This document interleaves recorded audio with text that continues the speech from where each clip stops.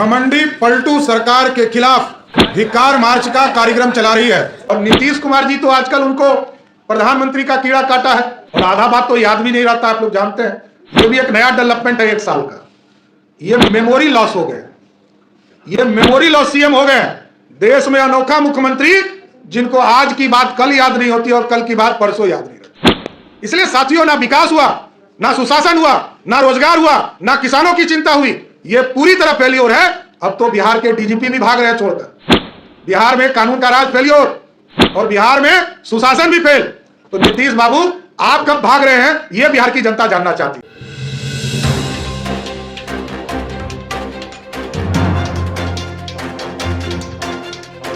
आज विकास की पुण्यतिथि है, सुशासन की बरसी है। आज ही के दिन घमंडी गठबंधन के लोगों ने सरकार बनाने का काम किया था और इस पूरे 1 साल में जब भारतीय जनता पार्टी ने 10 लाख सरकारी नौकरी का हिसाब मांगा तो पटना की सड़कों पर हमारे हजारों कार्यकर्ताओं के ऊपर लाठी चलाने का काम किया। और जब कटिहार में आम जनता ने बिजली मांगने का काम किया तो बिहार की सरकार ने गोली मारने का काम किया। यह है नीतीश कुमार की सरकार, यह है घमंडी सरकार का चेहरा। और हम आपको बताना चाहते हैं साथियों, बिहार के डीजीपी छोड़कर भाग गए। बिहार में कोई डीजीपी नहीं है। नीतीश कुमार जी के भ्रष्टाचार के भट्टी में भेंट चढ़े बिहार के डीजीपी आरएस भट्टी। कोई सुशासन नहीं है, कोई व्यवस्था नहीं है। सारे चीजों का एक तरह से दोहन करने का काम बिहार की सरकार कर रही है। पिछले 1 साल की घटना मैं याद दिलाना चाहता हूं। किस तरह बेगूसराय में एक दलित पासवान समाज की बेटी को नंगा करके पीटने का काम किया गया और नीतीश कुमार की सरकार ने कोई कार्रवाई नहीं किया। लोकतंत्र शर्मसार है। बिहार के आजादी के 75 वर्षों के बाद भी आज दलित समाज बिहार में अपने सब का क्रियाक्रम भी नहीं कर सकता है। हम लोगों ने देश के गृह मंत्री जी को जाकर आग्रह किया और आदरणीय अमित शाह जी ने तुरंत जांच का आदेश दिया और बिहार की सरकार आज तक सोई हुई है साथियों। और जानकर आपको आश्चर्य होगा, कुरथौल गांव में वहां का एक दलित परिवार जब उनकी कैंसर से मृत्यु हो गई तो वहां पर उनके दाह संस्कार के कार्यक्रम को रोका गया, बिजली काट दी गई, उनके शरीर पर पेशाब कर दिया गया और नीतीश कुमार तुष्टीकरण के चक्कर में कोई कार्रवाई नहीं कर पाई। यह है नीतीश कुमार जी का चेहरा। लोकतंत्र पूरी तरह शर्मसार हुआ। यह 1 साल इसलिए हमने कहा यह विकास की पुण्यतिथि है और सुशासन की बरसी है। नीतीश कुमार जी के राज में ना सुशासन रहा ना विकास हुआ। और आपने देखा विकास, सुल्तानगंज के पुल का 1710-14 करोड़ रुपया का ब्रिज गिरा, आज तक एफआईआर दर्ज नहीं हुआ। कोर्ट में इन लोगों ने लिखवा कर दिलवाया कि एजेंसी अपने संसाधन के पैसे से वो पुल फिर से निर्माण कराएगा। कई परिवारों के जान चले गए, वहां जो नाइट गार्ड था उसकी हत्या हुई, लेकिन नीतीश कुमार जी ने कोई कार्रवाई नहीं किया। और यह ईपीसी मोड था, मोड पर यह पूरा काम था साथियों। डिजाइन भी तय करना था, वो काम करना था उसी एजेंसी को।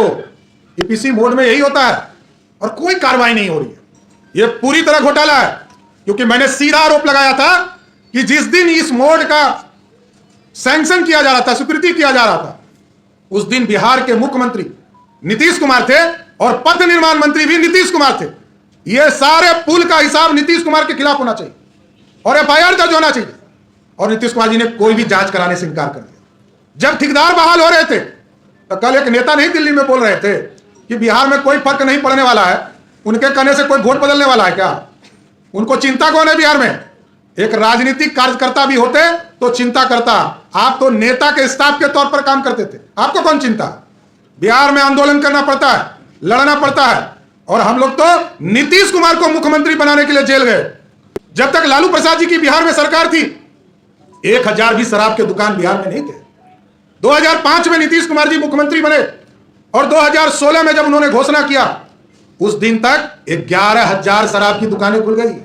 एक एक पंचायत में मसालेदार शराब की विदेशी दुकान ये नीतीश बाबू ने खुलवाया और बिहार के लोगों को शराबी बनाने का काम किया।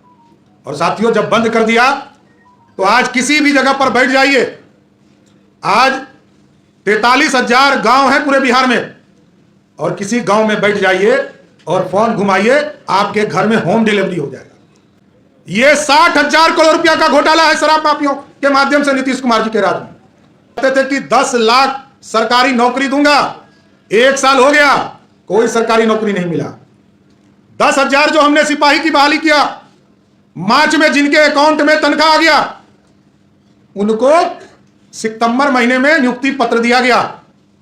11,000 कर्मचारी चयन आयोग के माध्यम से बिहार में राजस्व कर्मचारी की बहाली की गई, पंचायत सेवक की बहाली की गई, एलडीसी और यूडीसी की बहाली की गई, और उसको 12 बार मुख्यमंत्री और उप मुख्यमंत्री ने कभी 300, कभी 400, कभी 1,000, कभी 3,000, और जबकि हम लोग खुद मंत्री थे, हमने तो उसको पहला तनख्वाह जुलाई महीने में ही 2022 में दे दी।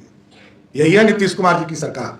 जिस तरह नीतीश कुमार की पार्टी कट और पेस्ट में जानी जाती है, कोई मूलधन नहीं रह गया। समता पार्टी के एक कार्यकर्ताओं की अपेक्षा हुई और कट एंड पेस्ट करके वो पार्टी बनी। उसी तरह बिहार की सरकार भी सिर्फ कट एंड पेस्ट में चल रही है, कोई योजना नहीं पूरा होता है। 2006 में नीतीश कुमार जी ने ग्राम पंचायत में पंचायत सरकार भवन बनाने की कल्पना की।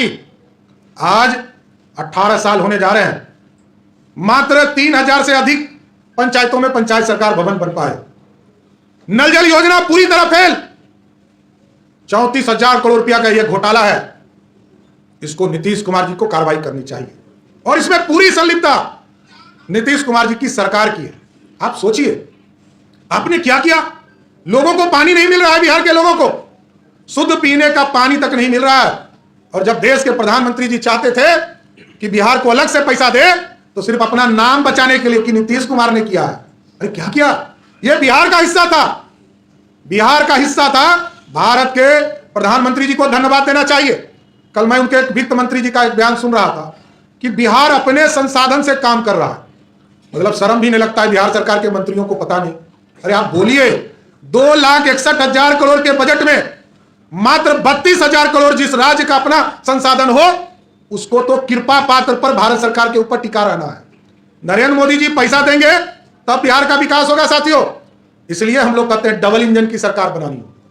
और नीतीश कुमार जी तो आजकल उनको प्रधानमंत्री का कीड़ा काटा है और आधा बात तो याद भी नहीं रहता। आप लोग जानते हैं, ये भी एक नया डेवलपमेंट है 1 साल का। ये मेमोरी लॉस हो गए, ये मेमोरी लॉस सीएम हो गए। देश में अनोखा मुख्यमंत्री जिनको आज की बात कल याद नहीं होती और कल की बात परसों याद नहीं रहती। इसलिए साथियों, ना विकास हुआ, ना सुशासन हुआ, ना रोजगार हुआ, ना किसानों की चिंता हुई। ये पूरी तरह फेल्योर है। अब तो बिहार के डीजीपी भी भाग रहे हैं छोड़कर। बिहार में कानून का राज फेल्योर और बिहार में सुशासन भी फेल। तो नीतीश बाबू आप कब भाग रहे हैं, यह बिहार की जनता जानना चाहती है। धन्यवाद। मैंने कहा डीजीपी भी बिहार छोड़कर भाग रहे हैं। वो चाहते हैं कि कोई काम ही करने के लिए बिहार सरकार नहीं देती है और सुशासन स्थापित ही नहीं करने देती है, तो इससे अच्छा हम दिल्ली में ही रहें, यहां रह के क्या करेंगे। इसलिए पूरी तरह बिहार सरकार फेलियर हो चुकी है, बिहार की व्यवस्था पूरी तरह चरमरा चुकी है और बिहार में कुशासन स्थापित हो गया है।